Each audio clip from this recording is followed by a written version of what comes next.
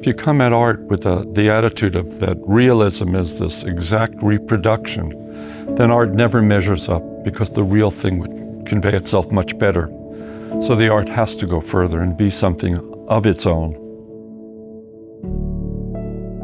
Usually if I do a portrait or do a figure, there is something about it that is so intriguing to me that I want to be able to convey to a viewer what it is that I see. My mother was a painter, and my father was a truck driver. And from an early age, I always got art materials for birthdays. My first experiences were with clay, making dinosaurs. Almost every culture has had clay as a way of expressing themselves. So in our modern society, we are dependent on so many electronics. Primitive cultures made pottery. There's just something, I don't know, primal about clay, and I just felt very comfortable with clay. I had always wanted to hike, so I came out and hiked the Grand Canyon, and then built a pottery wheel and started off thinking I was going to be a functional potter. But I didn't last long as a functional potter. Of course, he does his Japanese tea bowls, and that's because he's had a long interest in Japanese art, Japanese culture. He's gone back as a scholar, artist in residence in Japan, and so there's elements of that Japanese simplicity and beauty and form that still informs his work today. I'm unclear, inquisitive about the nature of being human, but there are some common things that seem to weave their way through our lives. And I'm not sure what they are. It's a constant exploration for me, and that's part of the reason I got into figural sculpting. When you look at his bronzes, they might have lots of movement as if you can just feel the clay that he's working with to create the form. Comes to mind for me, Willem de Kooning's very expressive three-dimensional form, or Rodin. Feeling of motion in his work, in his figurative studies and in his landscapes. It's always there, a sense of being in the moment. They are about to move or about to turn over and look at you. And I think that's very intriguing and not easy to capture like that.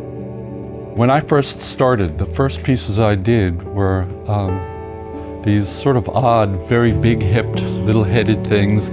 I would find the most interesting thing was when models were on break. I would do quick sketches. I never posed my models, so the model was just sitting as if on break. And that's when I do most of my work. So this was a quick study of someone seated, and this was the size of it. This was one of the first monumental scale pieces I did. The bronze casting process is a labor-intensive process with many steps. So without going into all the details, basically this was the original intent. And what I wanted was to produce a piece like this that was bigger than human scale. So when you approached it, it had some other life form to it. We all know him through his work. I've never seen anything he's done that doesn't make me think about in new ways about what sculpture's about. One time he entered and got into the Arizona Biennial life-size figure made out of sisal. And so it looked like a big hairy beast, but it sort of had the feeling of an African ritual dance. Recently, he's returned to sculpture in the form of ceramic portraits. To think about realism, we all see things differently, and we all respond to things differently. A lot of times what happens is that we get so caught up in trying to reproduce. The technology we have now, we can scan. So if you wanted someone's portrait to be realistic, you could take a mold or do a scan. But there is something more in each person. And I think that a good portrait actually does more. Somehow you have to bring life back into an inanimate object.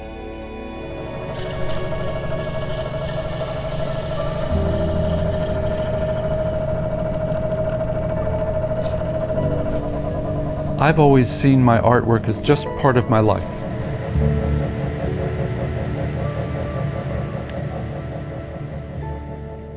And I realized that all cultures had art going on before we had big screen TVs, before we had powerful stereo systems and cars. Every culture had their artwork. A lot of times was clay. So someplace in our nature is the desire, the drive to create. So I thought about art as therapy more than art. It also can be rehabilitative. But as I taught classes, I realized that people they'd fall into a zone, and time would stop and their troubles would stop and they got involved in doing artwork. And I believe that's been part of it for me all along anyhow without knowing it.